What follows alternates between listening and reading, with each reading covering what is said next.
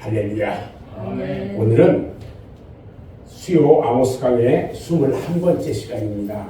오늘은 아모스서 4장 6절 말씀을 통해서 이스라엘에 내려진 첫 번째 재앙에 대해서 함께 말씀을 다루려고 합니다. 지난주에 이스라엘에 내려진 5가지 재앙에 대해서 제가 말씀드렸어요.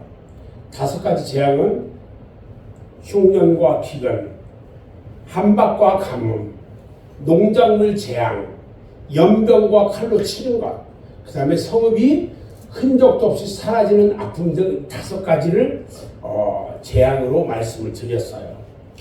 이스라엘 백성들은요, 임박한 하나님의 심판을 피하기 위해서 베델과 길갈에 가서 더 많은 희생 제물을 드리려고 생각했어요.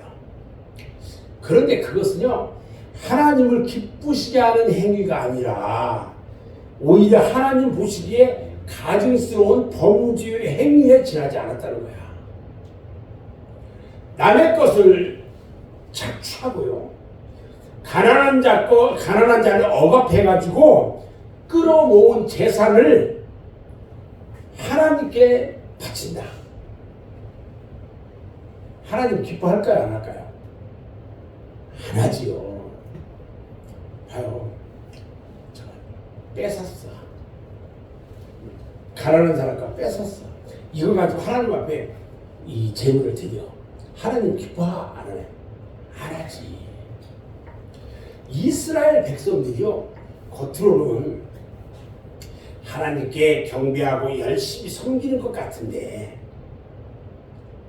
속으로는 진정 하나님께서 원하시는 일을 이루어드리거나 순종하지 않고 있었기 때문에 하나님께서는요, 저들이 하는 저 제사 행위를 기쁘게 받지를 않았다는 거예요. 그러니까 내가 예배를 드리는데 안 받아. 기쁘게 생각을 안 해. 이렇게 잘못된 이 행실을 깨우치기 위해서 하나님께서요, 이스라엘 백성들에게 5번이나 징계를 내렸던 거예요. 오늘 본문을 보면, 오늘 본문이 첫 번째 해당되는 내용인데, 우선 5가지 재앙이 기록되는 것을 다시 한번 살펴볼 건데, 일정한 양식이나 틀이 있어요. 5가지 그 행위들을 쭉 보면. 그리고요, 5가지 재앙은요, 일정하게 3가지 부분으로 나누어져 있어. 봐요. 첫 번째 부분은 어떤 부분이냐면요, 하나님께서 이스라엘 백성들에게 징계하는 내용으로 구성되어 있어요. 오늘 본문 말씀을 보면, 또 내가 너희 모든 성읍에서 너희 일을 한가하게 하며 너희 각지에서 양식이 떨어지게 하였으나, 이렇게 말하잖아요. 여기까지가 징계의 내용, 징계 내용. 하나님께서요, 이스라엘 백성들을 깨우치기 위해서 기근으로 징계를 했단 말이에요. 근데 두 번째는요, 보면 각 재앙마다 계속되는 후련적 문구가 있어요. 뭐냐면 너희가 내게로 돌아오지 아니하였느니라 그래요. 이스라엘이요, 자기들이 잘못했으면 회개해야 돼요, 안 해야 돼요? 해야잖아요. 그렇죠? 근데 회개를 안 하는 거야. 잘못을 하나님 앞에 회개하지 않는 거야. 내게로 돌아오지 않는데요. 근데 3번째가요, 이것은 여호와의 말씀이니라, 이렇게 말해요. 아모스는요, 단지 하나님의 말씀을 전하는 전달자에 불과하다는 거야. 이런 표현 양식을 가리켜서 우리는 전달자 양식, 이렇게 이야기를 하는데, 봐요. 3가지 내용이, 5가지 내용, 재앙을 크게 나눠보면 징계의 내용, 이스라엘에 회개하지 않음, 그 다음에 신적 확인, 이렇게 3가지로 우리가 이야기를 할 수가 있어요. 오늘 첫 번째 재앙에 대해서 좀 더 구체적으로 자세하게 살펴볼 건데, 오늘 말씀해 보면 또 내가 너희 성읍에서, 이렇게 말을 해요. 여기서 내가라고 한 것은 누구를 가리켰을까요? 당연히 여호와 하나님이에요. 그렇죠? 그런데 히브리어 원어 성경에 보면요, 1인칭 대명사인 내가라는 말이 강조돼요. 1인칭 대명사. 우리가 어떤 말을 할 때 강조점을 어디에 두냐, 여기에 따라서 풍기는 의미가 달라져. 예를 들어서 이제 쉽게 제가 이 예를 들어볼 건데, 나는 너를 사랑한다, 이렇게 말을 해요. 근데 이 말 가운데 나는의 강조점을 두고 한번 읽어볼게요. 나는 너를 사랑해. 그럼 나는 누구야? 나잖아. 하나님이잖아. 봐요. 그런데 이번에는 나는 너를 사랑한다 중에서 너는 여기를 한번 여기 강조점을, 나는 너를 사랑한다. 자, 봐요. 내가 사랑하는 대상은 너야, 너. 저 사람 아니야. 응? 목사님은 우리 이 집사를 사랑한다. 어? 우리 김 집사는 우리 이 집사를 사랑한다. 잘 들어요. 그러면 대상이 누구야? 이 집사야. 응? 김 집사가 아니단 말이지. 이 강조점을 어디에 두느냐에 따라서 의미가 달라진다는 거야. 그럼 오늘 본문에서 보면요, 아모스가 강조하는 바가 무엇이냐? 한두 가지 정도 그 의미를 생각해 보는데, 첫 번째, 내가라는 1인칭 대명사 앞에 있는 4절과 5절에 있는 너희와 연결해서 한번 생각해 보는 거예요. 너희는 베델에 가서 또 길갈에 가서 의식적이고 형식적이고 가식적인 제사행위를 그것으로 만족을 삼으려고 한다. 그러나 나는 기뻐하지 않아. 그래서 내가 너희의 잘못된 행위를 돌이키려고 이러한 재앙을 일으키지 아니했느냐. 다시 말하면 이런 거야. 너희는 제사 드리는 것으로 나의 진노를 풀 수 있으리라고 생각했지만은 나는 너희의 잘못된 생각을 깨우치기 위해서 너희에게 이와 같은 재앙을 내렸어. 이렇게 해석할 수가 있단 말이에요. 말씀을. 자, 두 번째는 오늘 본문에 나타나는 내가라는 대명사를 6절 하반절에 보니까 너희와 대조해서 생각해 볼 수가 있더라는 거야. 봐요. 내가 너희에게, 내가 이처럼 너희에게 재앙을 내렸는데 그럼에도 불구하고 너희는 내게로 돌아오지 않았다. 다시 말하면은 이스라엘 백성들의 마음이 아주 완악하다는 사실을 질책하는 거야. 말도 안 듣고 지 맘대로 하려고 하는 것을 야단 맞는 거야 지금. 아무튼 내가라는 말을 우리가 첫 번째처럼 앞에 있는 너희와 연결시키든지 두 번째에 있는 너희와 연결시키든지 여기서 내가라는 말이 상당히 지금 강조되고 있어요. 또 이스라엘 백성들에게는요, 대조되는 의도를 가지고 있다는 사실도 여기서 알아야 할 필요성이 있어. 자, 그러면 다음으로 한번 넘어가 보자고요. 너희 모든 성읍에서 너희 일을 한가롭게 하여 너희 각처에서 양식이 떨어지게 하였다 그랬어요.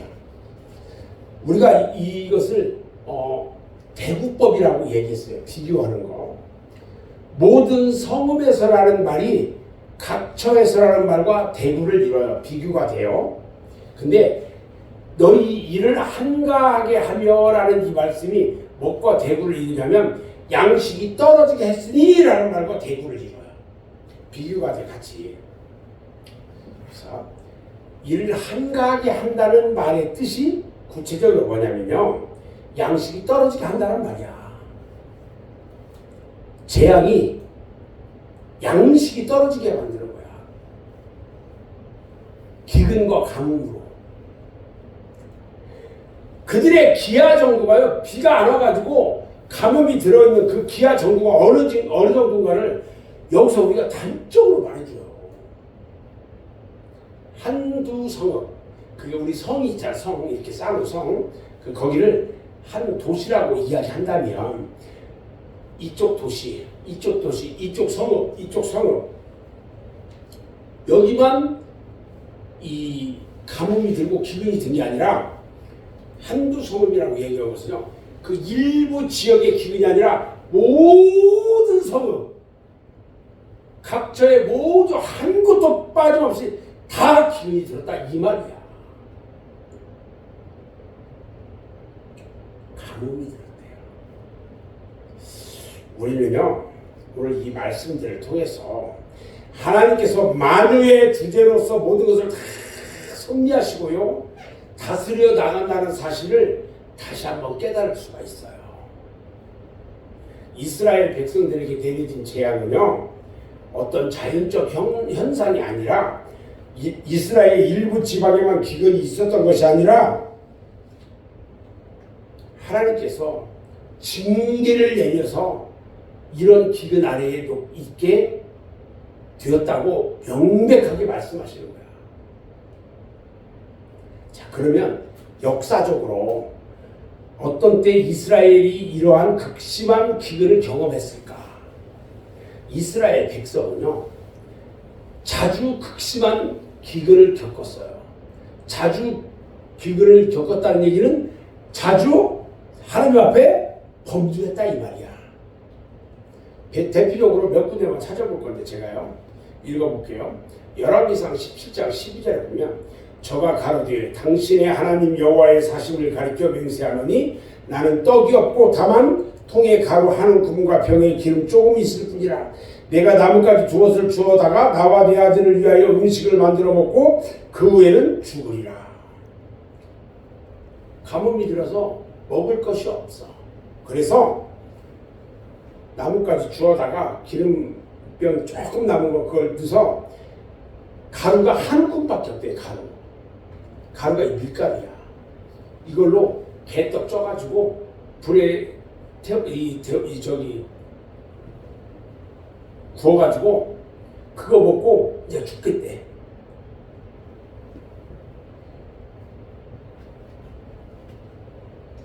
열왕기하 8장 1절 말씀에도 보면요, 엘리사가 이전에 아들이 다시 살려준 여인에게 이르되 너는 일어나서 네 권속과 함께 거할 만한 곳으로 가서 거하라.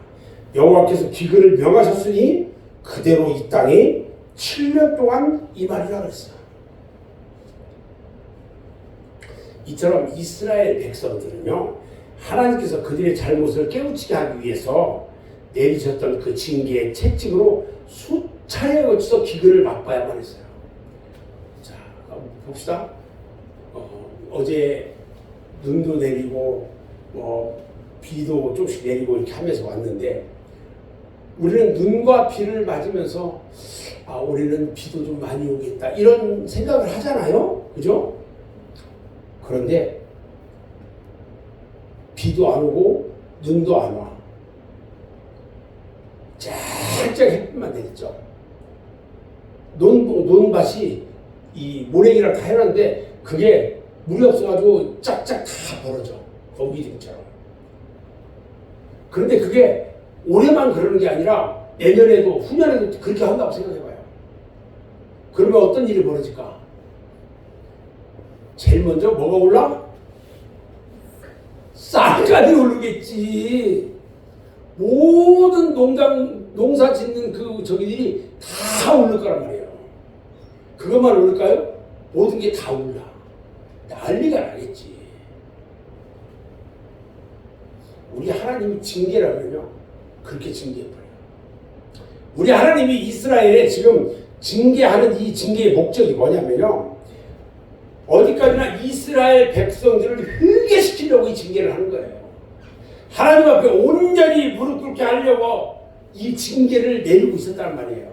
그런데 이스라엘 백성들이 어떻게 반응을 하고 있냐면 하나님은 저들을 기근이라는 채찍으로 때렸는데 저들이 회개로 돌아서지를 않아. 너희가 내게로 돌아오지 아니하였느니라 그랬어요. 참으로 안타까운 하나님의 음성이에요. 징계를 내리신 하나님이 하나님의 그 의도가 의도대로 되지 못하고 이스라엘 백성들에 의해서 무시되어 버리고 말았어요.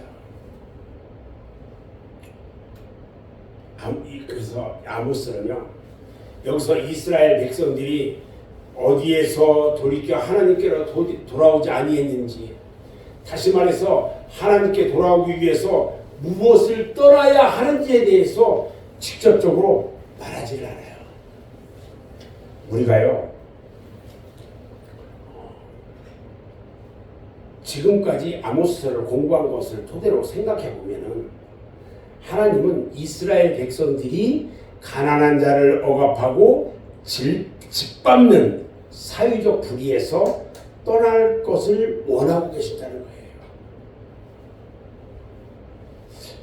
우리가 아모스서 2장 6절로 8절 말씀하고요, 아모스서 3장 9절로 10절, 아모스서 4장 1절 말씀은 이런 얘기를 해요.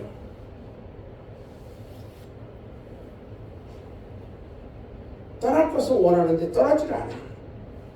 하나님은요, 이스라엘 백성들이 연연해 하고 있는 형식적이고 이기주의적인 표면적 그 제사행위, 거기에서 떠나기를 원하고 있다는 거예요. 오늘 그 아모스서 4장 6절 말씀을 읽었는데, 아모스서 4장 4절하고 5절 같이 한번 읽어볼게요. 4절하고 5절 시작. 너희는 베델에 가서 범죄하며 길갈에 가서 죄를 더하며 아침마다 너희 희생을 3일마다 너희 11조를 드리며 누룩 넣은 것을 불살라 순대로 드리며 낙헌제를 소리내어 선포하려무나. 이스라엘 자손들아, 이것이 너희가 기뻐하는 바니라. 주여 주 여호와의 말씀이니라. 하나님께서요, 이스라엘 백성들을 기근으로 치셨는데 이스라엘 백성들은 하나님의 뜻에 불순종하고 마른 거예요. 우리는요, 하나님의 말씀을 명심해서 귀담아 듣고 과연 우리의 인생길이 제대로 가고 있는지 점검해 봐야 돼요. 아멘. 20세기 초에 있었던 일을 제가 하나 이야기할 거예요. 아주 유명한 이야기예요. 실화예요. 그 당시 20세기 초에 영국에서요, 그 당시에 세계에서 가장 크고 멋있고 튼튼한 여객선 한 척을 만들었어요. 얼마나 잘 만들었는지 미국보다도 더 큰 여객선을 만들었어요. 봐요. 그 이름이요, 우리가 잘 기억하고 있는 타이타닉 호였어요. 타이타닉 호 얘기 들어봤어요? 안 들어봤어요? 들어봤죠? 이게 몇 톤짜리냐면 46,000톤이야. 어마어마하게 커요. 엄청나게 큰 배야. 그게 영국이요, 이 배를 만들어 놓고 우리가 미국과의 전쟁에서 이겼다. 배 만드는 경쟁에서 우리가 이겼어. 그 자부심을 가졌어요. 막 영국 국민들이요, 그 배를 타고 앞으로 전 세계를 여행할 것 생각하니까 막 마음이 들떠있어요. 드디어 1912년 4월 14일 날 그 배에 2223명을 태워요. 2223명을 그 배에다 태우고 영국 황실 많은 국민들이 막 환호하는 가운데 그 타이타닉호가 영국을 출발합니다. 뿌 하면서 쫙 나가요. 얼마나 멋있을게요. 네? 너무 멋있겠죠. 그 큰 배 막 바다를 쫙 나가요. 얼마나 멋있. 아마 그 당시에 우리 핸드폰 카메라에서 다 사진 찍었을 거야 아마. 이 타이타닉 봐요. 영국을 출발해서 어디로 가냐면 미국 뉴욕항으로 항해를 시작한 거예요. 미국으로 가는 거예요. 왜 갈까? 자랑하고 싶어서 가는 거야. 근데요, 배를 타고 한 3일 정도를 나갔어요. 대서양으로 탁 나가서 항해를 하고 있는데 인근 해역을 지나가고 있는 다른 배에서 그 타이타닉호 무선사, 그러니까 다른 데서 연락이 오면 받는 사람이 있어요. 무선사. 목사님이 무선 통신사 출신이야? 떠러러스 도스 이런 이런 무선을 받았어. 다른 배에서 계속 이 무선사한테 이렇게 무선 정보가 넘어오는데 뭐라고 하냐면 이 배가 가는 항로 전방에 빙산이 있어. 빙산이 뭐예요? 바다에 떠다니는 큰 얼음덩어리. 빙산이 있으니까 조심해라, 위험하다. 이 정보가 들어오는 거예요. 근데 이 무선사가 그 정보를 받아가지고 대수롭지 않게 생각했어요.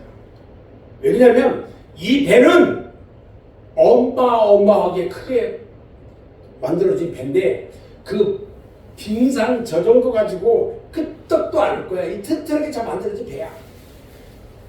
뭐 선장이 잘 알아서 가겠지 뭐. 무선 통신사는요, 다른 배에서 오는 그 경고를 무시해버렸어요. 잘 들어봐요. 근데 두 번째, 세 번째 똑같은 정보가 계속 들어오는 거야 지금. 그래서 이 무선사가 그 정보를 가지고 선장한테 갖다 줬어요. 지금 계속 이런 무선이 들어오는데 선장님이 판단하세요. 그래서 갖다 줬더니 선장이 그것을 딱 보더니 이것이 기억을 다 빠졌네. 그러면서 대수롭지 않게 그 통신물을 쓰레기통에 버려버렸어요. 그런데 그 뒤로도요, 네 번째, 다섯 번째 계속 경고 정보가 막 들어오기 시작해요. 다른 그 배에서. 더 이상 가면 안 돼, 더 이상 가면 안 돼. 위험하니까 빨리 너희 배 그대로 가면 문제가 있으니까 항로 지금 빨리 바꿔. 위험해, 항로를 바꾸지 않으면 곧 빙산과 충돌할 거야. 다른 배에서 계속 부정이 나는 거야. 너무나도 급한 정보가 막 오기 시작한 거야. 무선사가요, 이 정보를 가지고 다시 선장한테 올라가요. 근데 선장이 그걸 보더니 화를 내기 시작한 거야. 뭐 이까지 것 빙산, 이까지, 우리 회장님 잘 얘기하지, 이까지 것 잘 들어야 돼요. 이까지 것 빙산 때문에 항로를 바꾸라고? 어림없는 소리 하지 마라. 우리 배가 자기들 배하고 똑같은 줄 알아보지? 이 배는 절대로 침몰하지 않는 배야. 영원토록 안전하게 만든 배야, 이 배가. 선장이 큰 소리를 치면서 무시했어. 그런데요, 바로 뒤에 어떻게 되었을까? 갑자기 꽝 하는 소리가 나면서요, 빙산하고 이 배하고 충돌하고 말았어요. 영원토록 침몰하지 않을 정도로 튼튼하게 지었다는 이 타이타닉호가요, 어이없이 가운데가 뚝 끊어서 두 동강이 지고 말았어요. 큰 배가.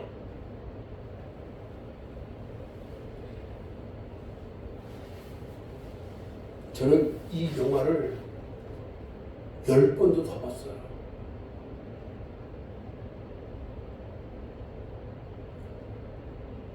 구주선 두 척이, 다른 배에서 구주선 두 척이 쏜살같이 달려왔어요. 달려와가지고 거기에 그 배에 두 조각 난 그 타이타닉호에 탔던 사람들을 거기서 그 사람들을 구조를 하는데 지금 2,223명이 탔잖아요. 그런데 이 구조선 가지고 최고 700명밖에 구조를 할 수가 없어. 2,223명 모두가 구조선 위에 올라갈 수가 없어요.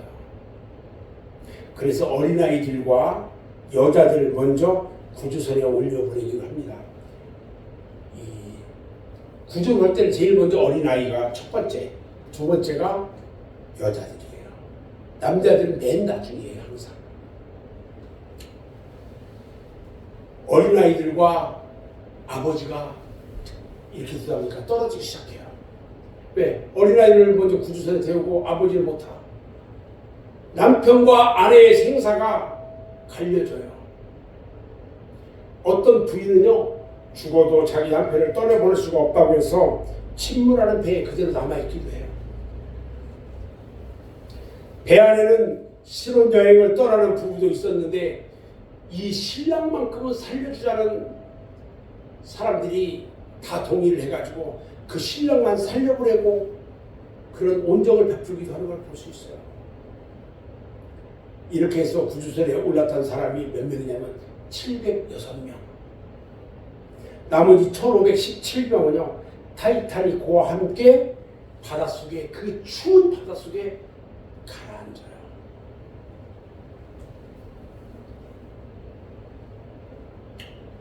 저는 지금도 기억하고 있는 것이 그 배가 침몰하는데 어느 앞단에 있는 사람이 첼로를 다 가지고 와서 거기서 다 막 떨어지고 그냥 죽기 일보 직전인데 거기서 하늘 가는 밝은 길이 그걸 연주해요.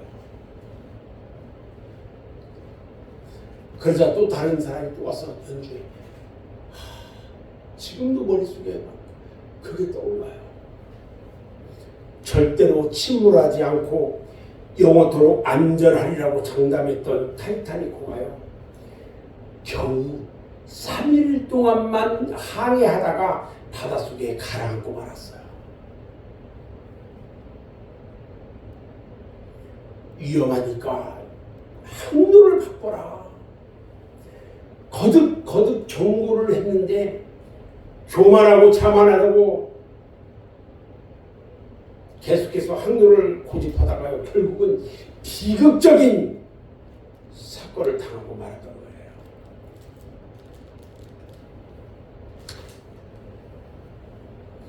사랑하는 여러분, 지금까지 걸어온 우리들의 인생 항로를 이 시간 다시 한번 점검해 봐야 합니다.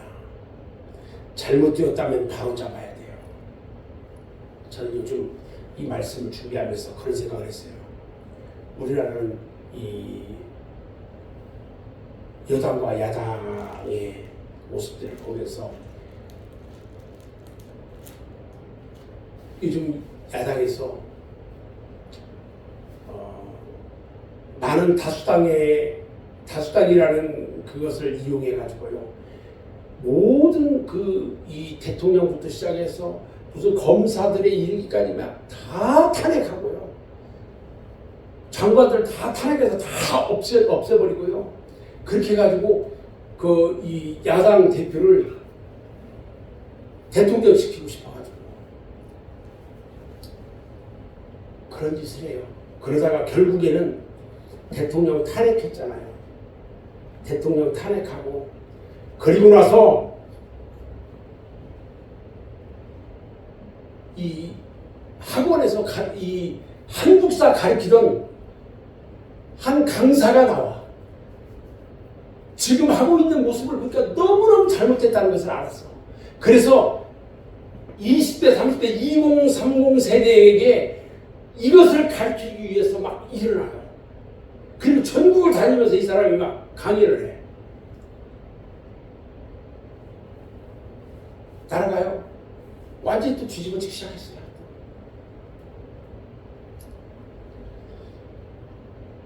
계속 이대로 가면 다 파멸이에요.